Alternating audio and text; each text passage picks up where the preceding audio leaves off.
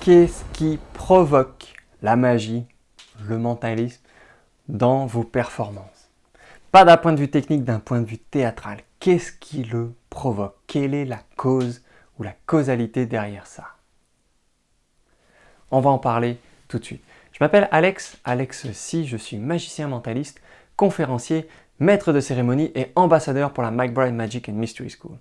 Et aujourd'hui, j'ai le plaisir de vous faire un résumé ou partager les pépites du Mystery School Monday 409, Causality, la causalité. Et c'est un sujet que je trouve extrêmement intéressant, que j'ai découvert grâce à Lorenzas il y a plusieurs années et qui depuis ne m'a pas quitté.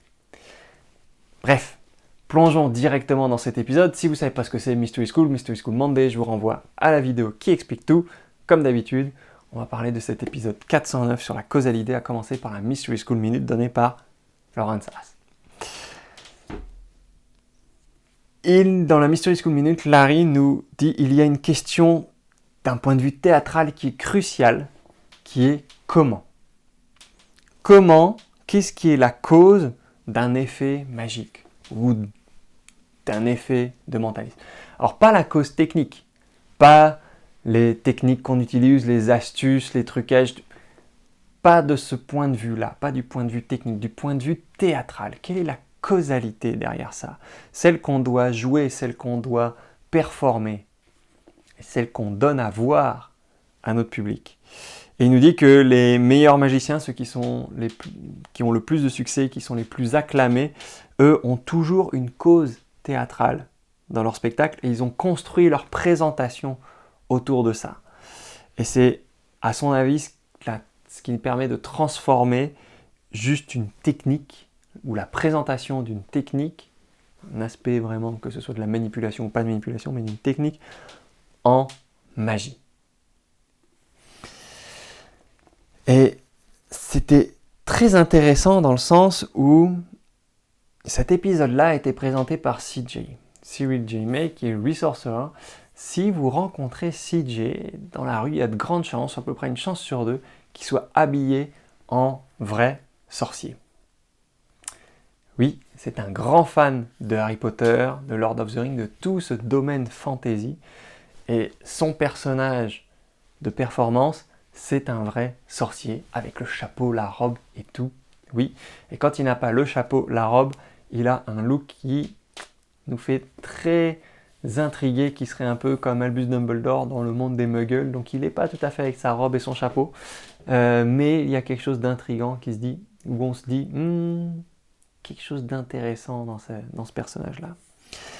Et c'est très intéressant parce que CJ, étant passionné par tout ça, et étant arrivé à la magie assez tard dans sa vie, il s'est souvent posé la question, si Gandalf, si Dumbledore devait faire un tour de cartes, déjà est-ce qu'il le ferait?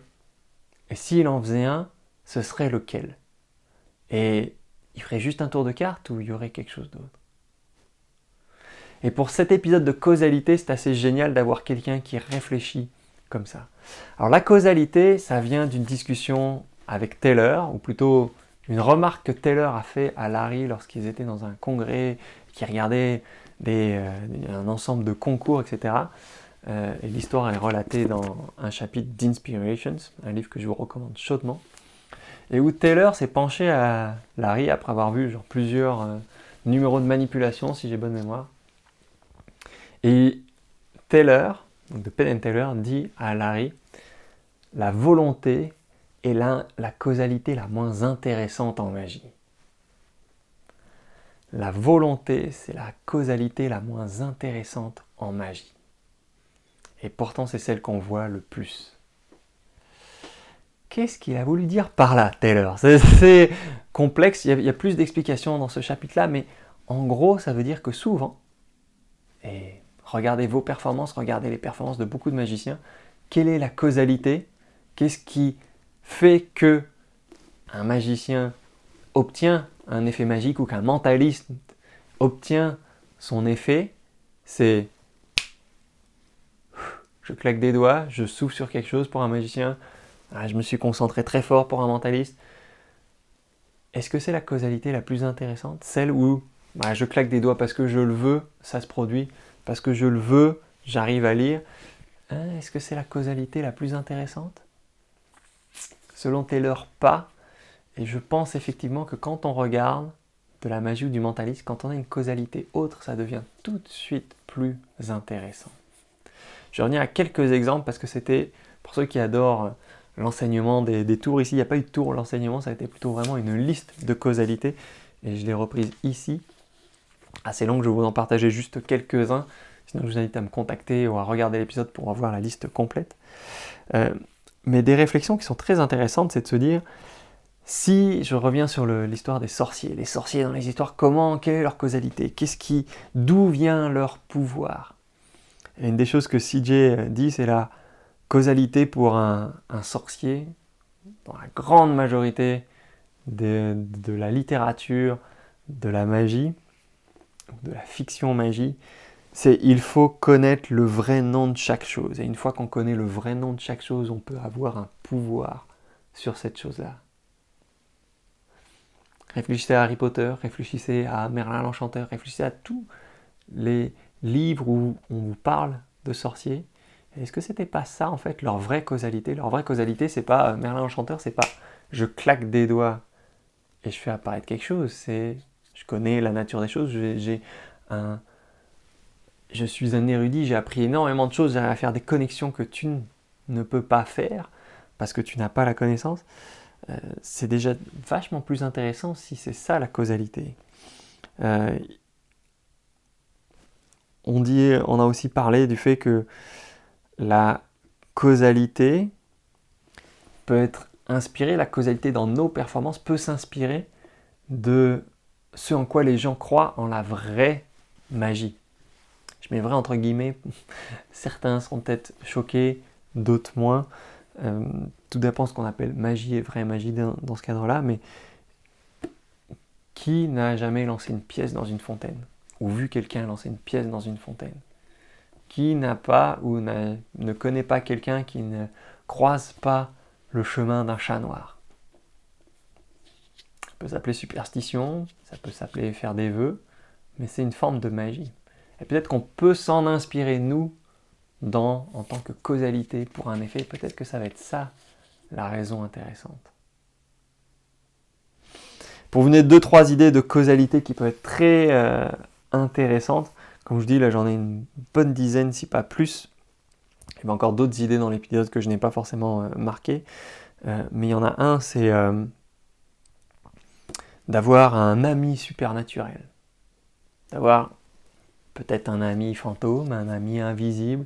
J'ai entendu il n'y a pas si longtemps ça un mentaliste qui dit « Non, j'ai pu lire, j'ai pu savoir ce que tu avais écrit sur le petit bout de papier, parce qu'en fait, pendant que tu écrivais, derrière toi, il y avait un enfant invisible qui a lu et qui m'a dit le mot. » Est-ce que c'est pas une causalité plus intéressante que « J'ai un super pouvoir que toi t'as pas et ouais, j'ai su que tu as écrit tel mot sur tel papier ?» Autre idée de causalité, on a un objet magique. Peut-être que c'est naturel, peut-être que c'est créé, peu importe, mais on a un objet magique et c'est grâce à cet objet magique qu'on a un effet.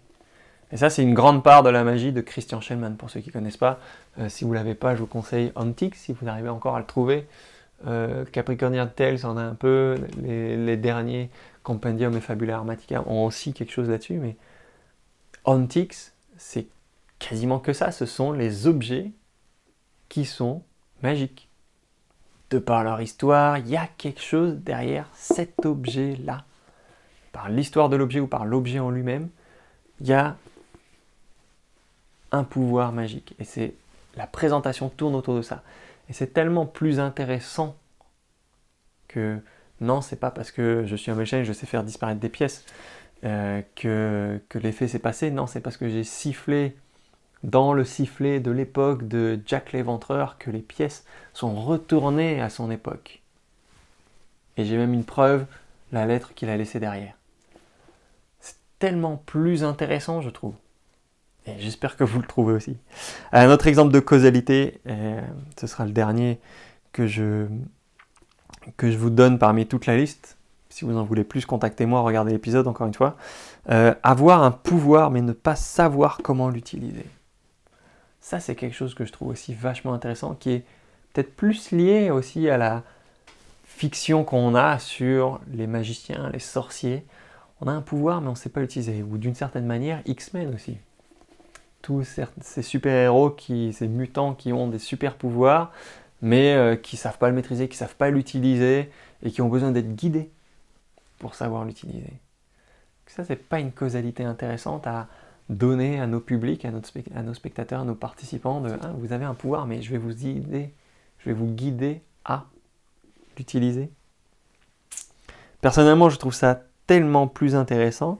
Après, il y a aussi le fait on n'est pas obligé de le dire explicitement, cette causalité, ça peut être notre backstory pendant qu'on fait quelque chose, par exemple qu'on fait quelque chose sur de la musique, ça peut être notre backstory. Et il y a aussi quelque chose, une remarque encore qui vient de ce monde de fiction sur les sorciers. Moi, je ne suis pas forcément hyper à l'aise ou hyper érudit sur ça, mais qui vient de manière intéressante, c'est dans la littérature, les sorciers, ce ne sont pas eux qui sauvent le monde. Les sorciers ne sauvent pas le monde, ils guident le héros pour le faire. Pensez les grands classiques, Gandalf, il ne sauve pas le monde. Hein. Il aide et il guide le héros, et il pousse le héros, il encourage le héros à sauver le monde. Merlin l'Enchanteur, pas lui qui sauve le monde, il pousse et forme le héros à devenir meilleur. Dans Harry Potter, Dumbledore, c'est pas lui qui sauve le monde, mais il guide Harry à développer une pensée, développer ses capacités pour sauver le monde. Et ça, c'est un point de vue intéressant parce que il y a tellement de magiciens, ou tellement de magie, et parfois on s'en rend pas compte, on le fait parce qu'on est entouré de gens qui le font, et donc du coup on pense que c'est la manière à suivre.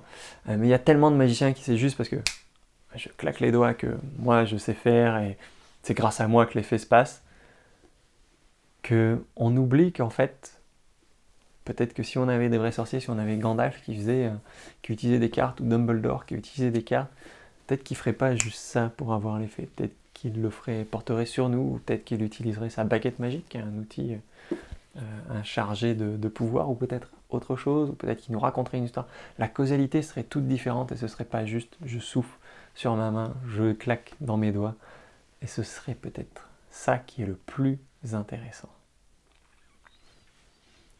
Comme d'habitude, ce qui m'intéresse le plus, c'est qu'on échange sur ça. Donc envoyez-moi un email, mettez un commentaire, envoyez-moi un message, peu importe le moyen, mais lançons une discussion sur ça. Quelle est la causalité? Quelles sont les différentes causalités que vous avez trouvées, que vous utilisez dans vos performances de magie, de mentalisme? Comment est-ce que vous avez joué avec ça? Est-ce que vous avez découvert ça tout seul? Est-ce que vous venez de le découvrir et ça vous intrigue? Ou est-ce que ça vous donne la permission d'aller plus loin? J'en sais rien, mais discutons-en, et je pense que c'est comme ça qu'on va améliorer nos performances de magie et de mentalisme. Et en attendant, je vous dis à très bientôt pour un prochain épisode.